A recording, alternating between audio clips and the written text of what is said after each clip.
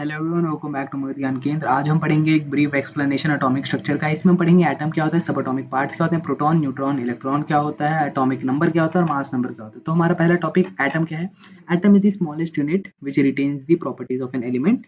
मतलब कि एटम वो सबसे छोटा यूनिट है, दुनिया का सबसे छोटा यूनिट नहीं है, एटम से भी छोटे हैं, मगर वो सबसे छोटा यूनिट है जो एक एलिमेंट के प्रॉपर्टीज को रखता है कि अगर हम एटम को और ज्यादा तोड़ेंगे पार्ट्स में तो वो एट किसी एलिमेंट का प्रॉपर्टी नहीं रखेगा। तो इसीलिए हम एटम को बोलते हैं atom is the smallest unit that retains the properties of an element.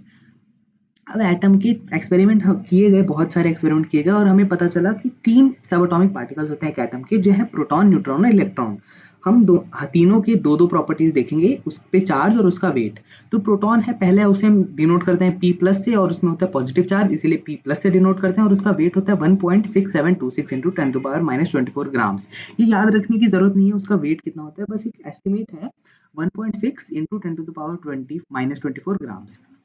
Neutron को हम डिनोट करते हैं N0 या NO से, या इसी क्योंकि इसका जो चार्ज होता है वो न्यूट्रल होता है, न्यूट्रली चार्ज होता है और इसका वेट है 1.67 इंटू 10⁻⁻24 ग्राम्स। ये बहुत पास है प्रोटॉन के, उसमें 1.672 है, इसमें 1.675 है, बहुत पास है, इतनी ज्यादा छोटे बात मायने नहीं रखती, दोनों लगभग सेम वेट के होते हैं।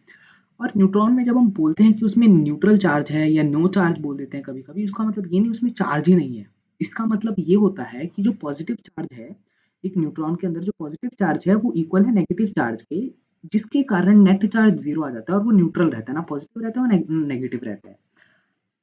और ये दोनों प्रोटॉन और न्यूट्रॉन रहते हैं इलेक्ट्रॉन के न्यूक्लियस, एटम के न्यूक्लियस में। और एटम का न्यूक्लियस क्या होता है, एटम के सेंटर में जो होता है। और यही दोनों मास करते हैं क्योंकि इलेक्ट्रॉन बहुत हल्का होता है। अब इलेक्ट्रॉन पे आ जाते हैं।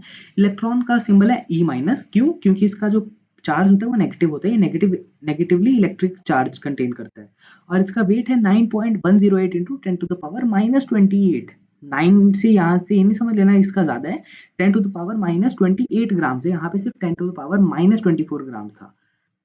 तो इसीलिए इलेक्ट्रॉन सबसे हल्का है और जो मेन होता है एटम का मास कंटेन करते हैं वो होते हैं प्रोटॉन और न्यूट्रॉन।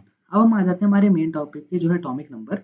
जल्दी से इसका रीडिंग कर लेते हैं। यहाँ पे बोल रहा है presence of positive charge on nucleus is due to protons in the nucleus. जैसा हमने अभी पढ़ा कि एक एटम के अंदर जो न्यूक्लियस होता है, रेड में आपको दिख रहा है कि एटम के सेंटर में न्यूक्लियस है और बाकी चारों और येलो में इलेक्ट्रॉन्स घूम रहे हैं। तो जो रेड वाला प्रोटॉन है, सॉरी न्यूक्लियस है, इसके अंदर होते हैं प्रोटॉन और न्यूट्रॉन। और जो एटम का पॉजिटिव चार्ज मिलता है वो इसी न्यूक्लियस के अंदर प्रेजेंट प्रोटॉन के कारण मिलता है। और आगे पढ़ेंगे, as established earlier the charge on the proton is equal but opposite to that of electron. अब एक एटम जो होता है ना वो इलेक्ट्रिकली न्यूट्रल होता है, मतलब वो ना पॉजिटिव चार्ज होता है ना नेगेटिव चार्ज होता है, वो न्यूट्रल होता है। ऐसा कब होगा, जैसे हमने पहले पढ़ा, जब पॉजिटिव और नेगेटिव इक्वल हो। तो यहीं पे तो ये भी तो वही कह रहा है कि जो प्रोटॉन पे जो चार्ज होता है वो इक्वल होता है मगर ऑपोजिट होता है इलेक्ट्रॉन के। इलेक्ट्रॉन का चार्ज क्या, माइनस, और प्रोटॉन का प्लस। तो ये दोनों ऑपोजिट हो गए और ये दोनों इक्वल है, क्यों, क्योंकि वो इलेक्ट्रिकली न्यूट्रल होता है। ठीक है, अब आगे, the number of protons present in nucleus is equal to atomic number, जो हमारा मेन टॉपिक था एटॉमिक नंबर। तो एटॉमिक नंबर को हम डिनोट करते हैं Z से। तो यहाँ पे जगह कम इसलिए बस Z लिखा हुआ है। Z किसके इक्वल होता है, number of proton present in nucleus. ठीक है, अब ये हो गया। अब इसके आगे वापस रीडिंग करते हैं। For example, number of protons in hydrogen nucleus is 1, in sodium atom is 11, therefore atomic numbers are 1 and 11 respectively. अभी हमने क्या पढ़ा कि एटॉमिक नंबर क्या होता है, प्रोटॉन, नंबर ऑफ प्रोटॉन के इक्वल होता है, number of proton in nucleus के इक्वल होता है। तो इसीलिए हाइड्रोजन में कितने प्रोटॉन है, 1, इसलिए उसका एटॉमिक नंबर भी हो गया 1। सोडियम में कितने प्रोटॉन है, 11, इसलिए उसका एटॉमिक नंबर भी हो गया 11।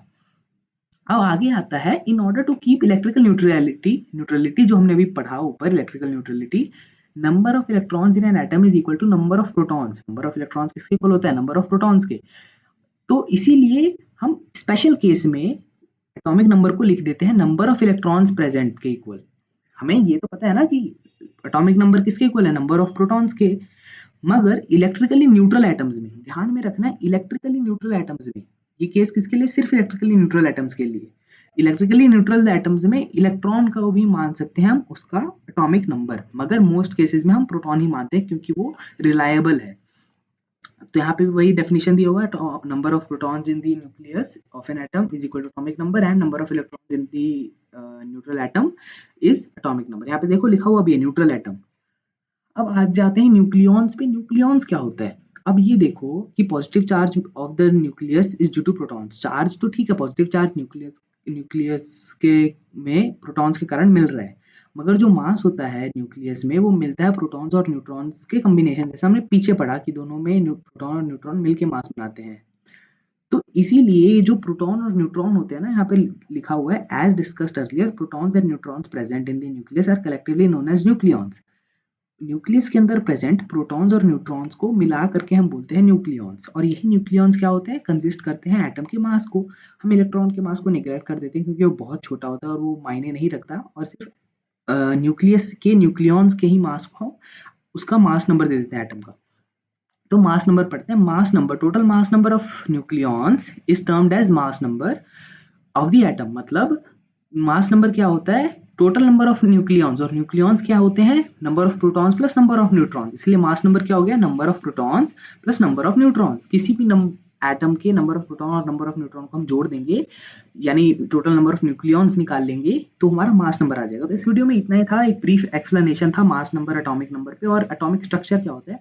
अगले वीडियो में थोड़ा डिटेल में पढ़ेंगे कि एटॉमिक स्ट्रक्चर होता कैसे है, क्या क्या थ्योरीज आई थी पहले, और क्या क्या फॉल्ट थे उस थ्योरी में, और कैसे कैसे हम अडेप्ट हुए एक एक्चुअल रफ फिगर तक पहुंचे एटम के।